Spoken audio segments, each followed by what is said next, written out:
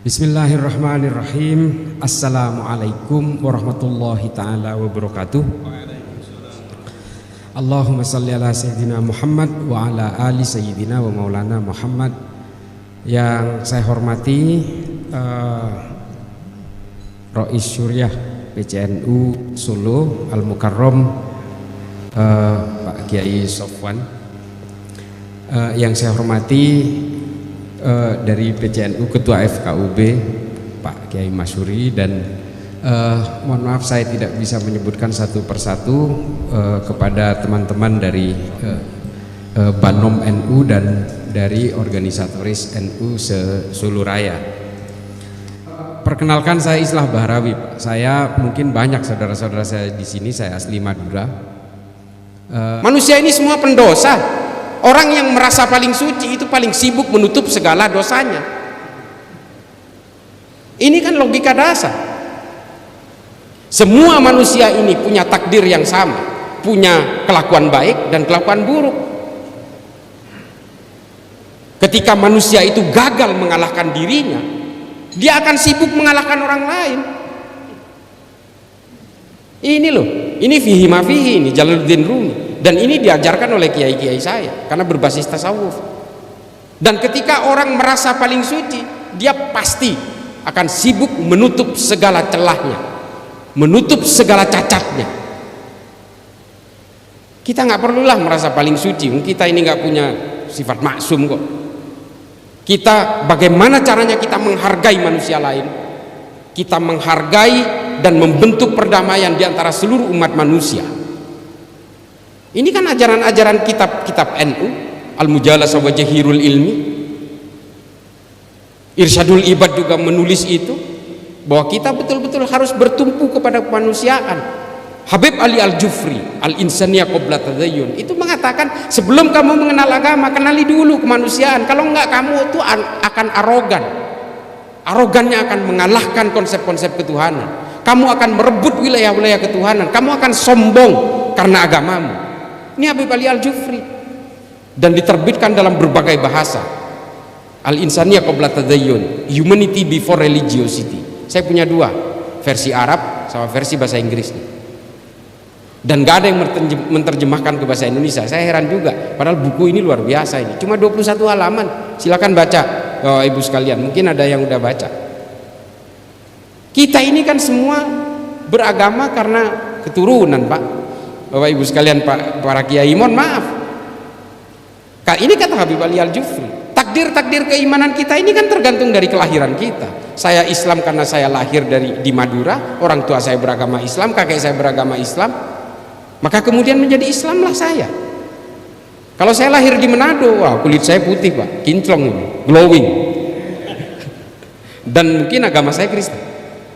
Nah, karena kelahiran-kelahiran yang kemudian merunut kepada keimanan-keimanan inilah, oleh kata Habib Ali Al-Jufri, kita harus menghormati orang meskipun keimanan itu tanpa kompromi, tapi dalam soal kemanusiaan kita tidak boleh berkompromi dengan apapun, karena kita semua bersaudara dalam kemanusiaan.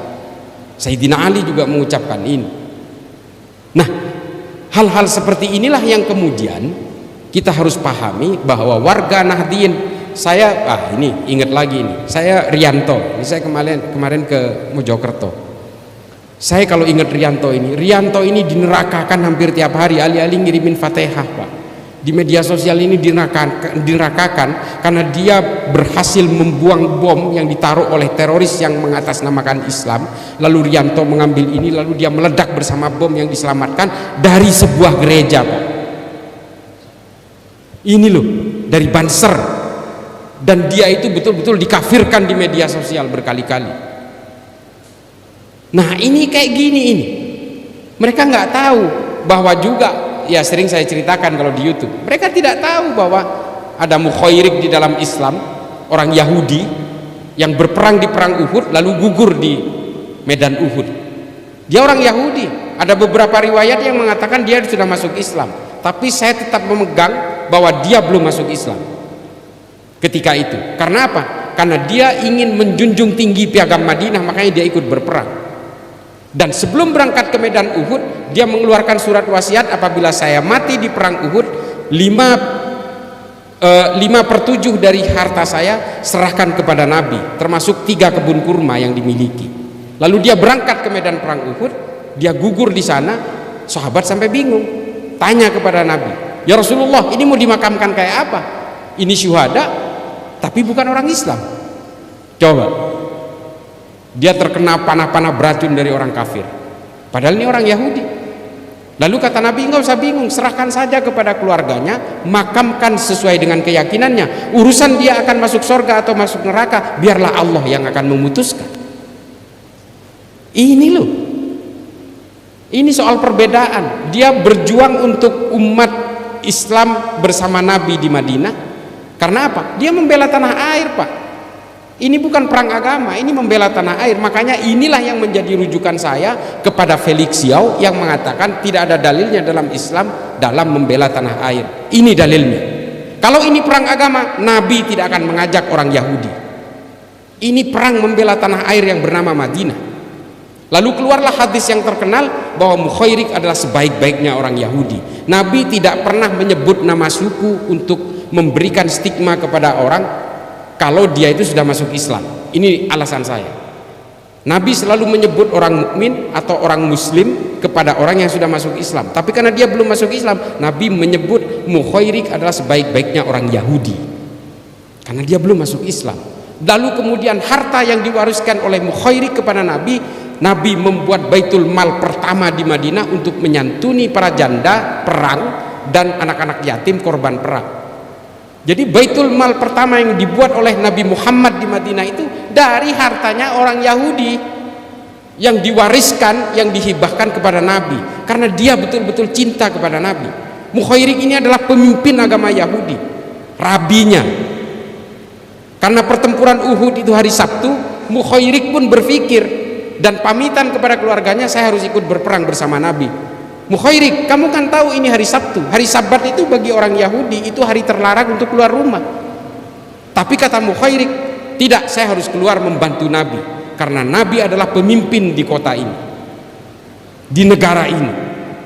Nabi sudah betul-betul menghargai hak dan kewajiban seluruh warga Madinah ini meskipun berbeda keimanan. Dia hanya berpegang kepada piagam Madinah. Kemudian Mukhairik memaksa keluar dan betul-betul tewas di situ, gugur di situ. Nah, cerita-cerita gini kan nggak pernah, jarang kita dengar. Saya menyampaikan ini aja banyak yang protes. Kamu jangan jadi antek Yahudi katanya.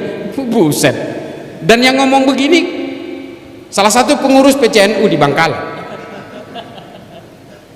Dia saya dianggap ngarang. Ini yang kurang baca saya atau mereka gitu. Nah ini kayak begini kan jarang. Saya dibilang kamu itu terlalu liberal sehingga orang Yahudi pun kamu hargai. Ini bukan menghargai Yahudi, ini menghargai kemanusiaan.